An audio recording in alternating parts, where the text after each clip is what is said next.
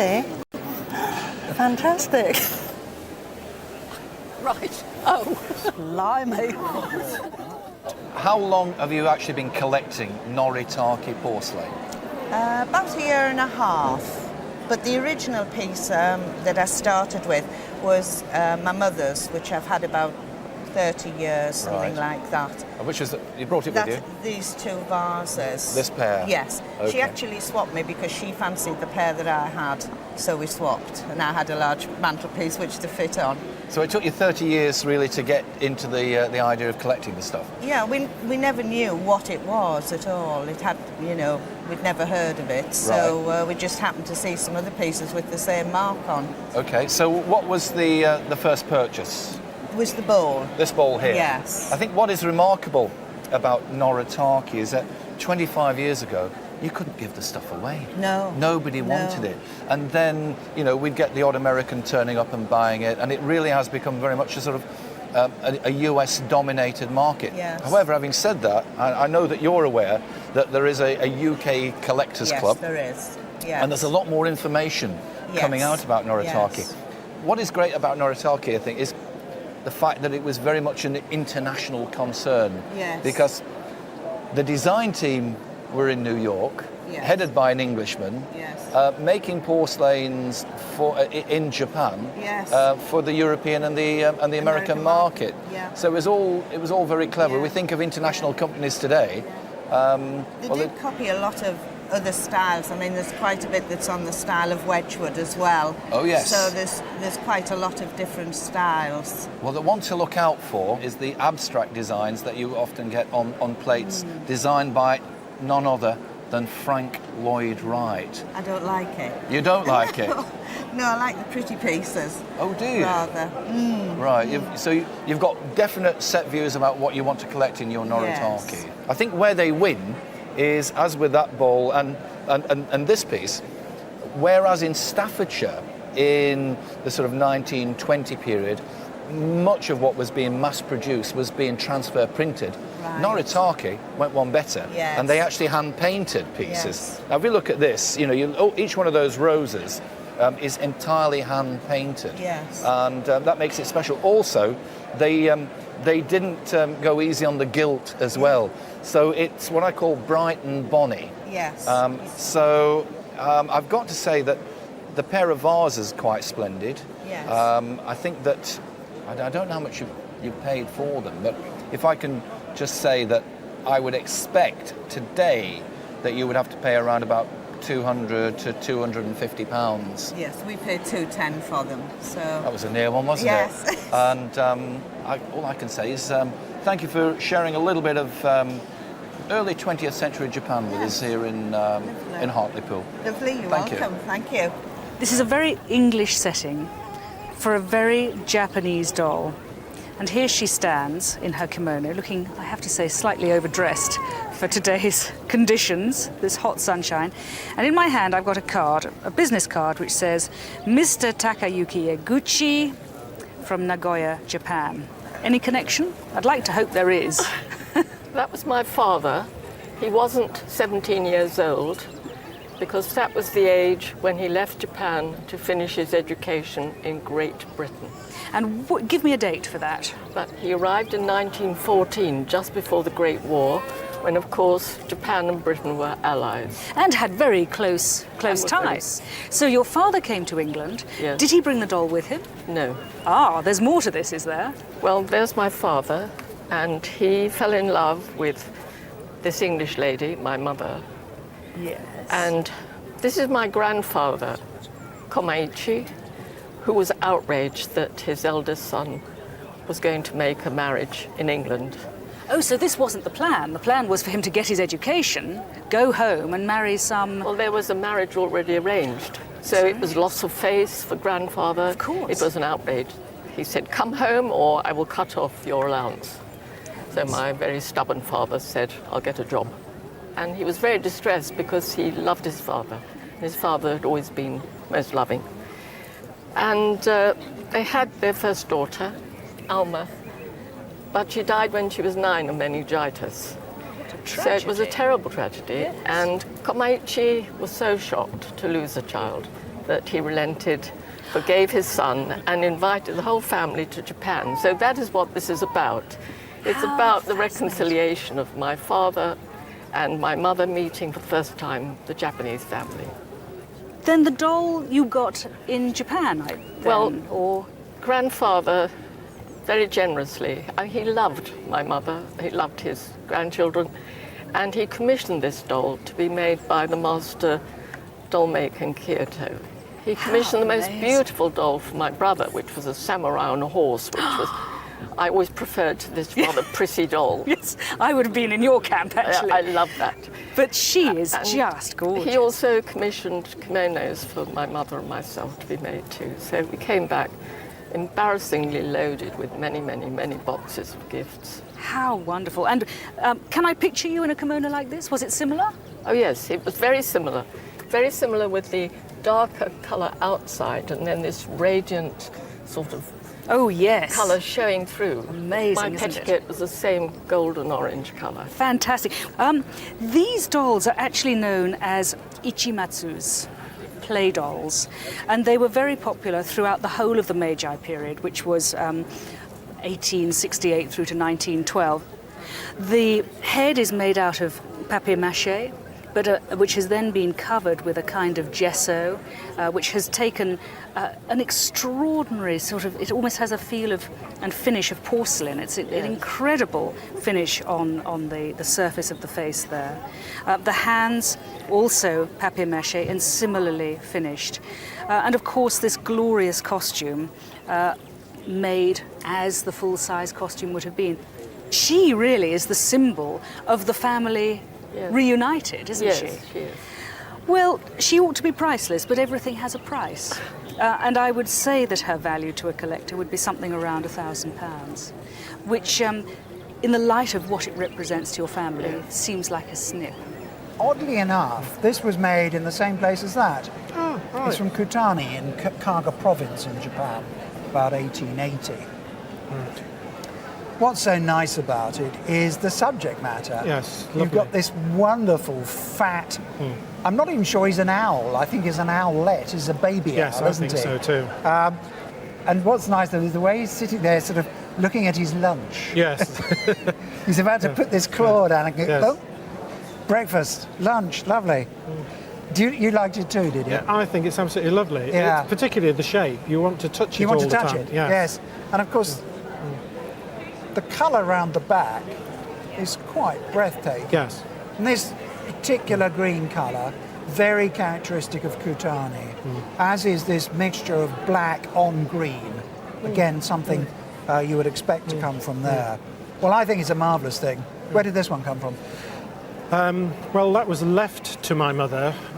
She'd visited the house of an elderly couple who did collect antiques and admired it. In fact, as she went past it, she stroked it and didn't meet them again for many years. But when the wife died, she left it to my mother in her will. How wonderful. Because she'd admired it Oh, so. isn't that nice? I think that would fetch somewhere between £1,800 and £2,500. Wow. Well, we must continue to keep it on a high shelf. Well, it's a good-looking bowl. It's a shame about the box. Yes. Have you got anything better at home? Yes, there is a very nice box, but it was inaccessible. It's in my cousin's attic Why don't you keep it in it? because it's on display on a bookcase most of the time. Oh, I see. The bowl is actually on display. Yes. Well, tell me where you got it. Well, it doesn't actually belong to me. It's my mother's, and it came down through her side of the family. It was my great-great-grandfather's. Right. He gave it to his wife in 1901, and he bought it in Japan on one of his voyages. He was on one of the ships, one of the shipping lines from Liverpool. At first sight, what we have is a European shape. This is a completely un-Japanese idea, this serrated rim. It's almost like a cut glass bowl. And then this stem is peculiarly un-Oriental. It's completely and utterly European in style. But then the painting, now what painting? This is absolutely stupendous. I mean, this is the bowl that ought not to be sort of standing up on the sideboard, but it's the sort of thing you really have to look at almost with magnifying glass. It's very detailed. But the painting on here, these peonies in this garden, is absolutely gorgeous. And the gold has been put on at the very end, and nothing has been spared here. Beautiful thing. The whole thing then takes place against this dense iron red millefiori ground. And then we come around this side and we have an out-of-doors party of young ladies, a child, out enjoying themselves in a pine grove. It's beautiful, absolutely stunning. But then, inside, that's where it really happens. That is superb painting. In fact, you have a painter in the garden being watched by a number of children and an old man, and there is his pot of brushes. Fantastic detail, and all of these clouds done in this minute pointillist gilding technique. It's a superb tour de force. I suspect it was an exhibition piece. I really do. I think it's such high quality. I understand that it was shown in an exhibition and it won a prize. Oh, really? Yes. Which exhibition, do you know? I don't know which exhibition, but the exhibition was on at the time when my great-great-grandfather was there, and he quickly had a look and he decided to buy this as it had won a prize. Well, that's a pretty good thing to buy, isn't it? Because this is absolute top of the range. The Japanese today actually acknowledge how amazing some of these export-ware pieces were and will pay a lot of money for it. So I would think today a bowl of this calibre is probably going to be worth between £3,000 and £5,000. Oh my goodness. Right. It's a family piece. It's just been handed down through the family and it's ended up with us. It's actually Japanese, and it's the class of ware which is popularly called Satsuma, which is a high-fired earthenware with a crackled glaze, and the crazing on it is actually part of it. It's not a defect. It developed really in response to Japan opening up to the West, which it did in 1853-54. And the Satsuma type wares, one of the great makers was a man called Sobei Kinkazan. He was part of a long family of potters. Now, Kinkazan was interesting because he had this factory turning out this stuff, and if you just went in and bought a piece, then you went away again. If you said, have you got any really good bits, you were taken to his own house, and he had a decorating studio attached to his house where all the best stuff was done. So it was a two-tier manufacturing process. This is one of the top pieces. This is a really knockout piece. It's in a form of sort of a tea canister, but I don't think it was ever meant for serious use. On the bottom we would expect to find, and indeed have got, his mark, Kin-ko-zan, and then the bottom character is tsukuru, which means made. Round it, what appears to be just simply decoration, but actually it's in very stylized characters. It says Dai Nihon, which is Great Japan, and then Kyoto. The decoration on here is just breathtaking.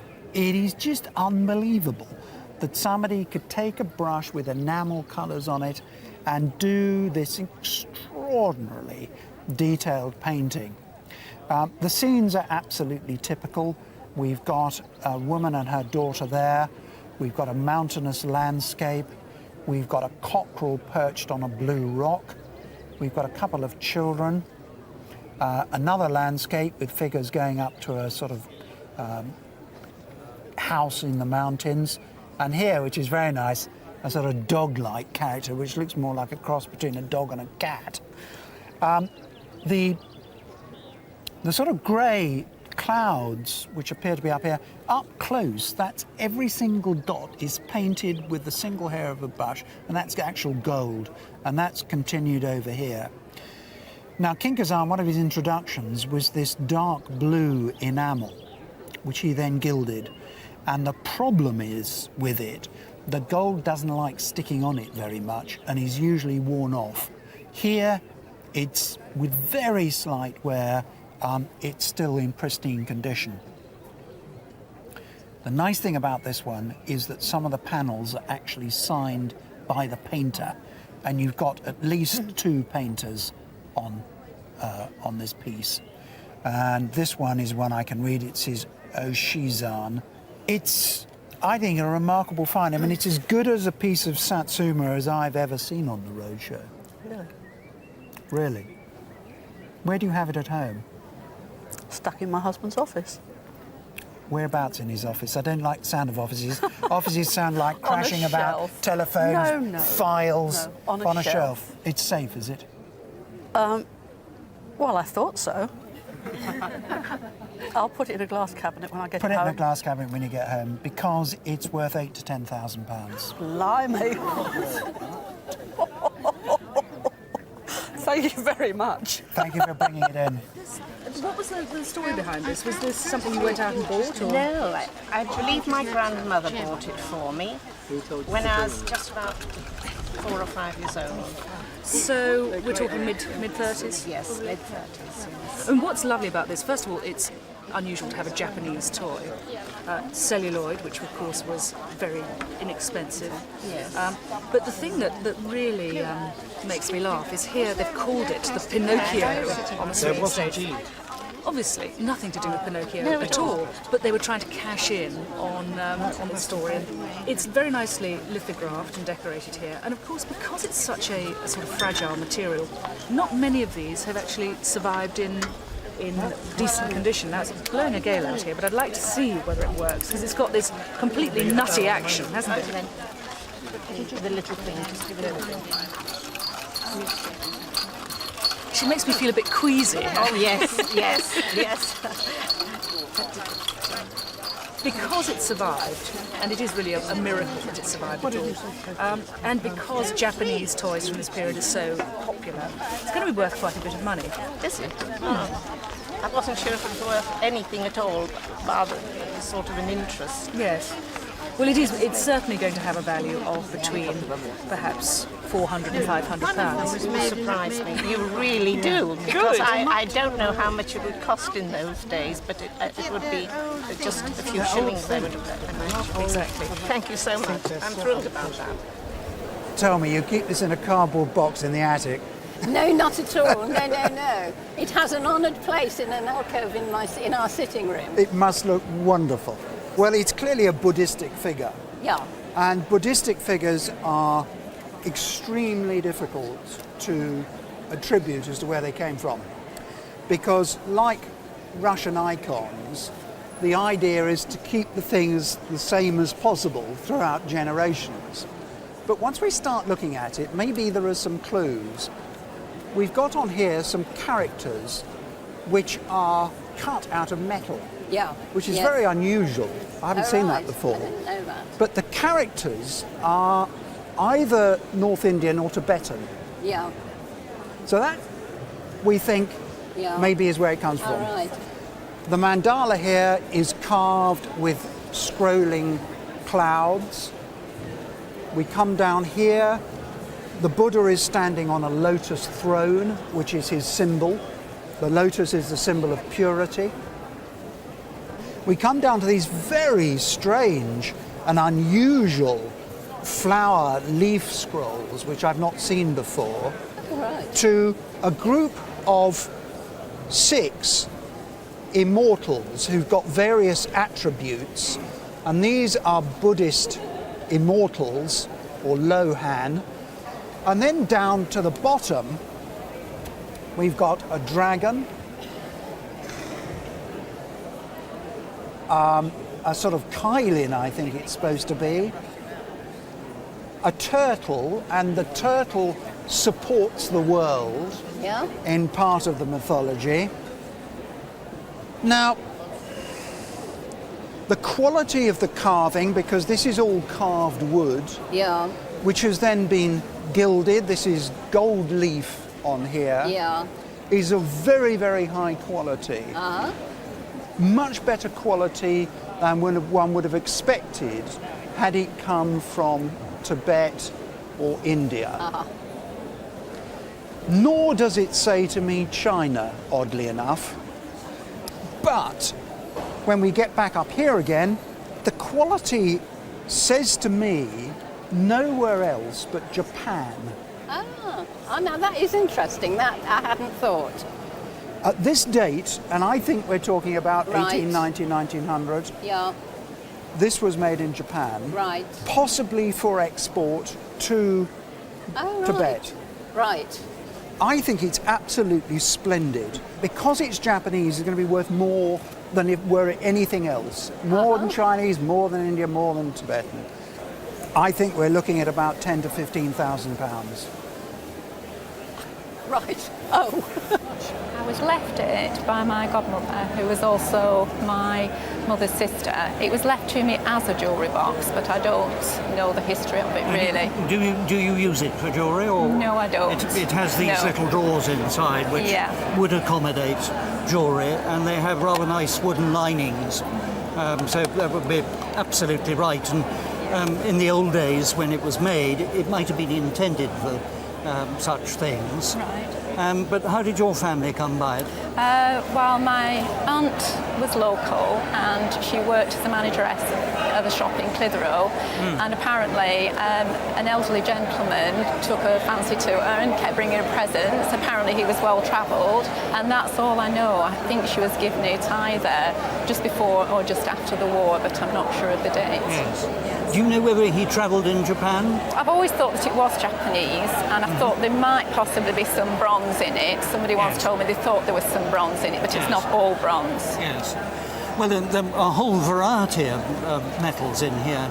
If we look at the front door, you've got a flaked gold background, which has been damascened into the background of bronze.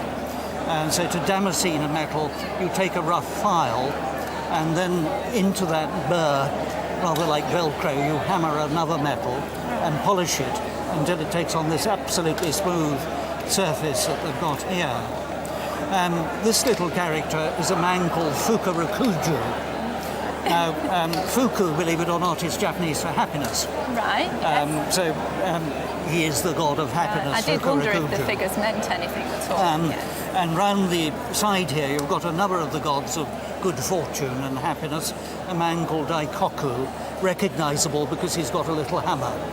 And inside the drawer here, I noticed two cranes, and the cranes are again symbols of long life and happiness. So the whole gift would have been to encourage you to live long and happily, which is very nice. And beautifully made around 1900, so quite late, and it could have been bought by this man when he was in Japan. Yes. What he would have paid then would have been a relatively small amount. But at auction today, this would make easily £2,000 to £3,000. And it's a cracking bit. Lovely, beautifully made. Thank you. Thank you very much for bringing it. My great-uncle travelled on the Grand Tour of the Far East sometime between 1900 and 1920, I suppose. Yes. And he brought back a great number of artefacts from the East. The first thing any visitor to Japan has to bring back is some souvenir of Mount Fuji. Of course. We've got a porcelain vase and we got a piece of enamel. Which of these two would you go for? The vase. The vase, this little vase? Yes. I think that is absolutely exquisite. Well, it's very nicely done, and it is covered in a celadon glaze with a bit of slip, just giving that suggestion of snow on the cap of Fuji, and there is the potter's mark. Well, you've chosen a very modest piece. That would not cost you more today than maybe £30. Oh. So would you have paid £35 for this, maybe? Possibly, yes. I'm not as fond of that. If you look around the edge of this, you'll see that it has an outline. The enamels are laid into an outline, or cloisons, as they're called. Technically, this is cloisonné, but the central part of this theme is done completely without wires. This is what the Japanese call the muzen. And there's one particular exponent of it, a man called Namikawa Sasuke, who's a highly prized worker in muzen enamel. I suspect this is by him. And if it weren't for the fact that there is a bruise on the corner, this little tray would not cost you £35, but today would have cost you somewhere in the region of £2,000, £3,000. But that bruise does make a difference. I'm afraid so. So knock off a naught. it's still more than your charming little vase. Yes.